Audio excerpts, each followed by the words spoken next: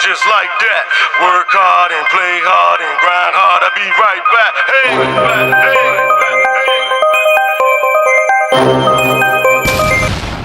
Hey everyone, welcome to the RDG Sports Channel with your boy RDG. We are in the building. Hey, everyone who recently subscribed to my channel, thank you. I'm nothing without you guys. Let's keep this thing going. We're on the road to 10,000. Hey, anyway, please hit that like, share, and subscribe button. Don't forget to hit the notification button. And if you're new to the channel, watch it all the way until the end. If you like what you see, hit that subscribe notification button and share. Hey, let's get right into it. I've been watching everything. As usual, I'm the latest content creator to get on the scene, but later is always better in some people's eyes. Well, in my eyes. Anyway, the rookie minicamp. Let me give y'all my observations on that. I think the rookies did an outstanding job. You know what I'm saying? For the amount of footage that I saw, the clips and all that stuff, hearing the reports, watching some of the clips on how my man McCaffrey running his routes, catching the balls. I know no defense out there and stuff. They was going on 7-7 drills and stuff like that. They really don't have the intensity level is not really cranked up high. Nothing is on the line right now other than guys trying to learn the ropes and the team trying to get acclimated with each other. But still, I got a glimpse of my man Jayden Daniels, and he looked every bit of the part. Every bit of the part. The guy footwork is extremely elite. His ball placement, the way he was hitting those targets, throwing those darts, those dimes, everything, man. They say this guy doesn't have a strong arm. It remains to be seen whether he got to throw a tightrope pass across the middle. They say he can't throw between the hatch lines. That remains to be seen again.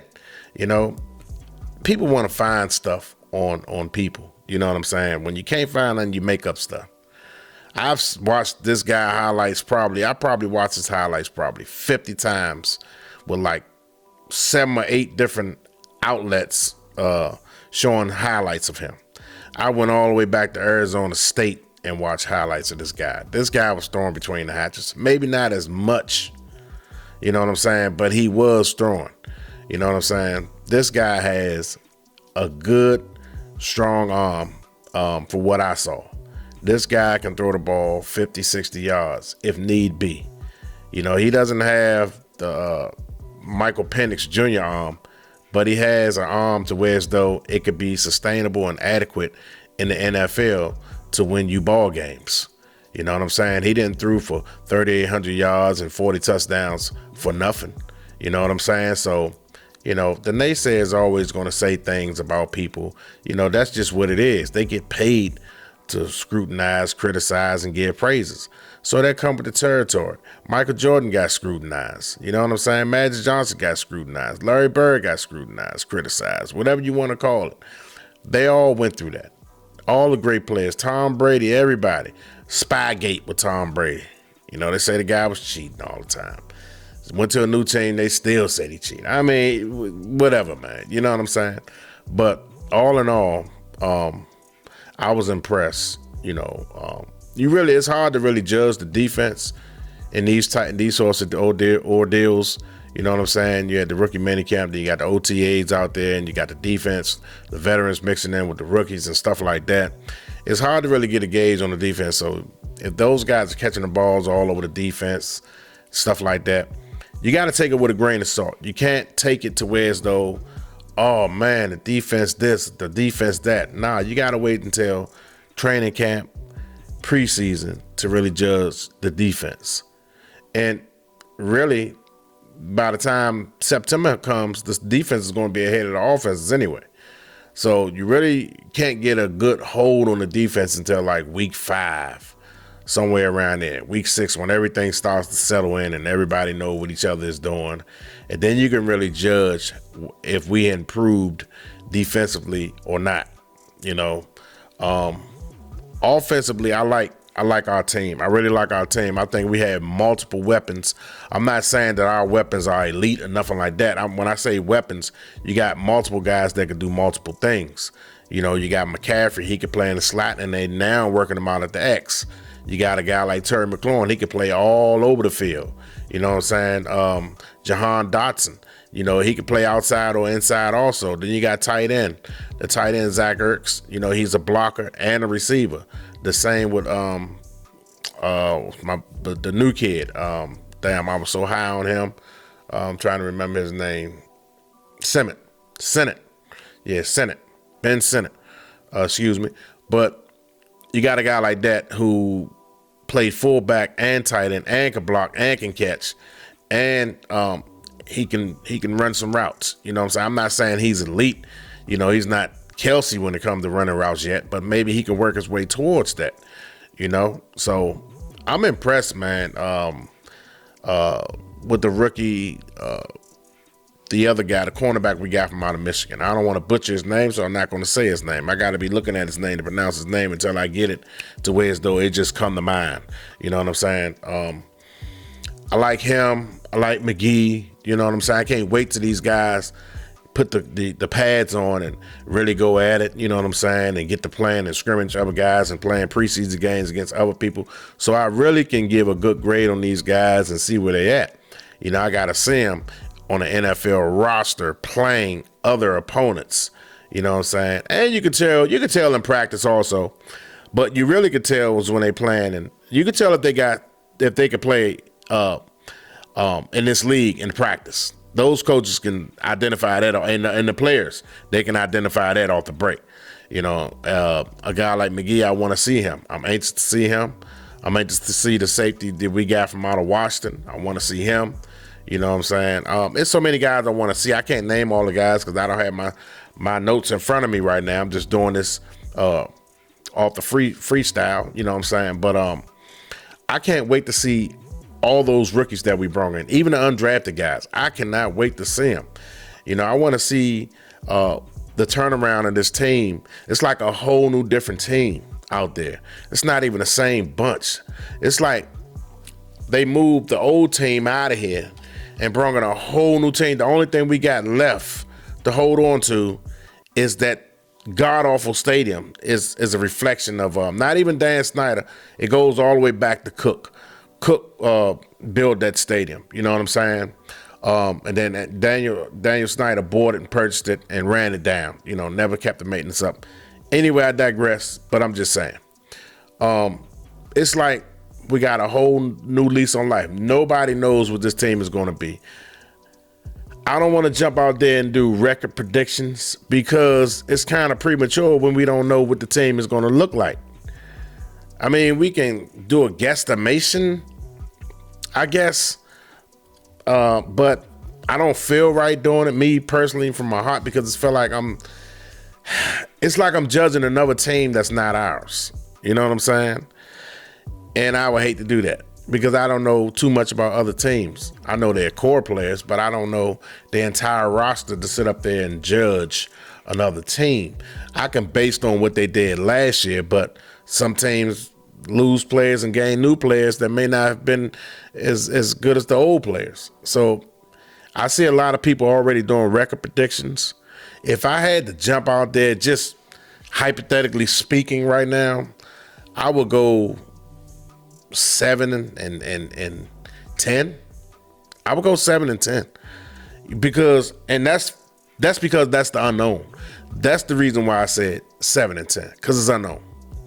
Now, when I get out there, when they get out there and they start mixing it up, you know, throwing the ball, running the ball, playing in preseason games, stuff like that, then I can get a better eye test and a better grasp on what I can project as far as record wise. And even still, I won't be, you know, like feeling like 100% confident in my record prediction. Like I said, I'm stuck on 7 and 10 right now, but it can get higher. It can get higher or it can come down low. Right now, I'm projecting the team to go 7 and 10 blindly without seeing them do anything. And I've heard talks of Jayden Daniels talking about he wanted to be have a better rookie season than CJ Stroud. And based on what I've seen I exhausted myself watching tons of footage on Jayden Daniels. And I can say this. If we do win 7 or more, above 7 games, if we have over 7 wins, it'll be strictly because of Jayden Daniels. And I say that, and hear me out. I remember back when RG3 played with us, that 2012 season. That was one of the greatest rookie seasons a quarterback can have. RG3 single-handedly won us those 6 or 7 straight games that we won. Single-handedly. Go back and look at it. Go back and look at the games. He single-handedly won us those games. To the fact that we made the playoffs. To the fact that Kyle Shanahan was invented. And I say Kyle Shanahan was invented because introduced the read option. It has changed the entirety, the complexity of this game to this day. The birth of the read option. It was unstoppable. The league wasn't ready for it. If it wasn't for RG3, the injury that he sustained against Baltimore, I'm going to jump out on a limb and say we would have won the Super Bowl. We had a 14-0 lead against Seattle. We was going to win that game. Wasn't no way. Seattle did not have an answer for us. We was going to win that game. Trust me. So I look back on that, and I think Jayden Daniels, although the defenses have caught up to the read option, they found different ways to slow it down and stuff like that. It's not as effective as it was when RG3 played. But I think a guy like Cliff Kingsbury is an innovator. And I think he will come up with something to utilize the type of versatility that Jayden Daniels brings to the table. You know what I'm saying? This guy can process things quickly. He can go through his progressions quickly. You know, he don't look to run first, and that what makes him more dangerous than any running quarterback that you ever seen. All the rest of them, Lamar Jackson, Michael Vick, all those guys, RG3, all those guys look to run the ball first. This guy only runs the ball when he needs to. He'd rather be back there picking you apart. He runs the ball when the defense do a great job out there and covering those wide receivers, tight ends, and running backs. That's when he takes off. He's the answer for the answer. And he's the one the defenses ain't accounted for. But now, if the defense accounts for him, that's going to leave Terry McLaurin wide open one-on-one. I mean, Jahan Dotson, one-on-one coverage. McCaffrey, one-on-one coverage. Whatever fourth receiver that we're going to have, one-on-one coverage. They're going to have to play us honestly. And that's all a guy like Terry McLaurin ever wanted. To just have one-on-one. This guy gets cloud coverage on almost every play. And when he does get his one-on-ones, he always make good at it. He always make good on his one-on-ones. But when they put that cloud coverage on that guy, the quarterbacks don't go over there. They don't want to force the ball in there and have a turnover. So a guy like Jayden Daniels, I think, is smart enough to know that. And when you look at Malik Neighbors and Brian Thomas Jr., who he was throwing to in college, he threw a lot of contested balls.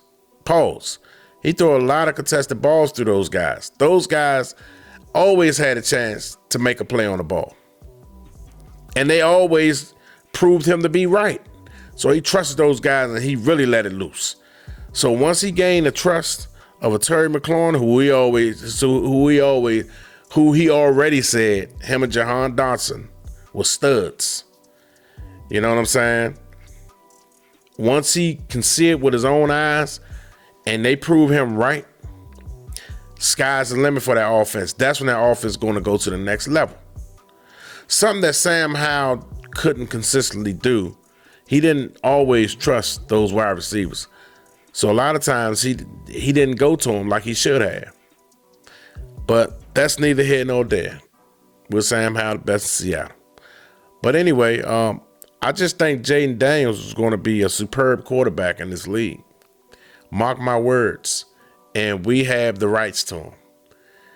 We have him on our team, at least for the next 5 years. And if he comes out here and he balls the hell out, he deserves every piece of coin that he gets. Every piece of coin that he gets, because he's a franchise quarterback that can carry the team on his back like RG3 did. He can change the whole dynamic of this team. You saw what he did single-handedly in LSU. If they only had a defense, they'd have been the national champions. Their offense was simply unstoppable. The only team that slowed them down was Florida State. That was the only team that slowed them, that I saw slowed them down. Maybe another couple of teams, but I'm talking about really neutralized. I mean, they lost some games, but I'm talking about a team that really neutralized them was Florida State. That's it. No one else. They ran through and carved through everybody else like it was nobody's business. Anyway, I can't wait to see everything comes to full circle. I want to see the entire element. I can't wait to training camp. Training camp is going to speak volumes. You know what I'm saying? Carson Wentz wasn't looking good in training camp. Sam Howell was 50-50. He was throwing picks and interceptions left and right in training camp. And we didn't think nothing of it. We were like, it's training camp. You know, the defense already know what's coming, this, that, and for. But it translated into the season. And he threw a lot of them. He started off promising. Very, very promising. But the Buffalo game welcomed into the NFL. And from that point on, it went downhill. And now we're back with a new quarterback, and hopefully this guy right here, who I believe in, I really do believe in. I'm not going to overhype him like I did Sam Howell. I must have talked about Sam Howell at least 500 times before the season started last year. I'm not going to oversaturate this with Jayden Daniels. I'm going to give this guy time. And so far, so good so far. I'm just going to say that so far, so good. And hope that what he's doing right now translates to mini camp, training camp, whatever it is, preseason and into the regular season and to years to come. Well, anyway, it's your boy DG. Thank you for tuning in. If you got this far and if you like what you saw, please hit the subscribe button. Don't forget to hit the notification. It's your boy DG Sports Channel signing off. Peace.